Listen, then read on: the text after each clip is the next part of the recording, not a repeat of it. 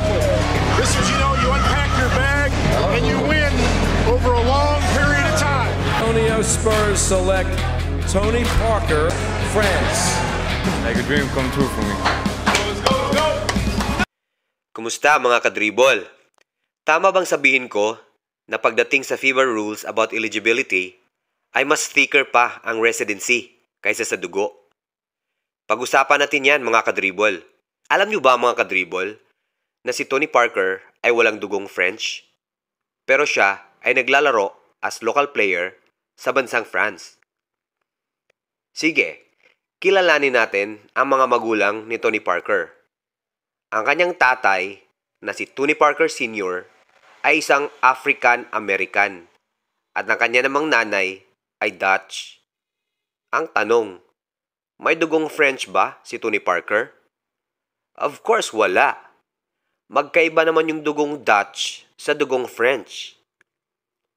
Pero bakit pinayagang maglaro ni Tony Parker sa France national team? Kasi kahit sa Belgium ipinanganak si Tony Parker, doon naman siya lumaki sa France. Kaya sinasabi ko na kung FIBA rules about eligibility ang pag-usapan, ay mas thicker pa ang residency kaysa sa dugo. What the fuck? Bakit? Kasi nga, itong mga basketball players na may dugong Pinoy ay hindi pinayagan ng FIBA na maglaro para sa national team natin as local players. Sa kadahilanang hindi nakakuha ng Philippine passport before turning 16 years old. Hell no! Hell no! Grabe no? Ang higpit ng rules ng FIBA.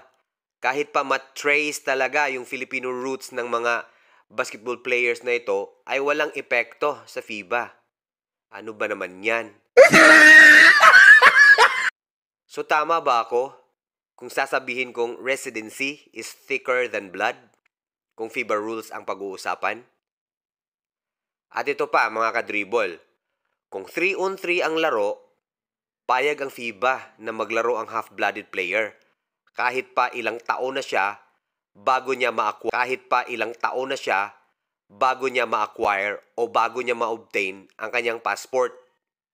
Ibig sabihin kahit 60 years old na siya, bago niya makuha yung Philippine passport, ay payag ang FIBA na maglaro yung player na yon na uugod-ugod na. Pero kung 5-on-5 ang laro, dapat yung half-blooded na player ay makakuha na ng passport bago siya mag-16 years old. Bago siya payagan ng FIBA na maglaro as local player. Pero kung 3-on-3 ang laro, payag ang FIBA na maglaro ang half-blooded player kahit pa ilang taon na siya bago niya makuha yung kanyang passport. Well, ano pa nga ba magagawa natin? Yun ang rules ng FIBA . We just have to abide by it. Ito naman yung kinoconsider ng FIBA. The number of years the player has lived in the country they wish to play. Dito nag-fail si Jordan Clarkson dahil di naman talaga siya nanirahan dito sa Pilipinas. Samantalang si Tony Parker, doon talaga siya lumaki sa France. Itong number 2, the number of seasons they have played in domestic leagues. Number 3, any other criteria that establishes a link between player and country. The only link that Jordan Clarkson have is when he played for Team Pilipinas in the 2018 Asian Games. Yun yung nag-5th place ang Gilas. Ang pinakamagandang finish ng bansa natin in 16 years. So, ganito yung nangyari nun. Hindi naman kasi masyadong stricto yung Asian Games about eligibility rules, kaya SBP took advantage of it. Kinuha na nila si Pringles, Stan Hardinger, si Taulaba. At yun na nga, sinubukang kontakin ng SBP ang NBA kung pwede bang makapaglaro si Jordan Clarkson sa Team Pilipinas.